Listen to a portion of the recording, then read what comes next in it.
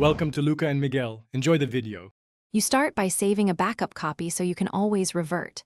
Then open View Slide Master to find persistent watermark objects. That's why they reappear on many slides. Once in Slide Master, click each layout and identify the watermark, text, image, or shape, then right-click to select or ungroup it. Make sure to check all master layouts, otherwise the watermark will persist. When you can select it, delete or hide the object. This immediately removes the source, rather than editing individual slides. Once done with the master, you may still face embedded watermarks on individual slides. Here's how to proceed. Open Home Selection pane to reveal hidden or layered objects and toggle visibility.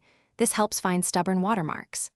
If the watermark is an embedded picture, use picture format to adjust transparency or replace the image entirely.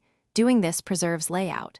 For grouped objects, ungroup them, remove the watermark piece, and regroup the rest so spacing stays intact.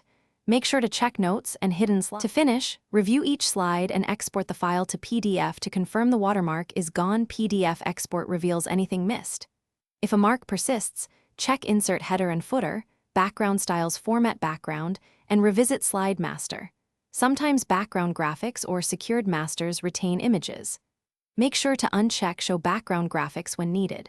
If removal breaks layout, restore from your backup and repeat targeted edits. One troubleshooting tip: use Selection pane to isolate hidden objects quickly.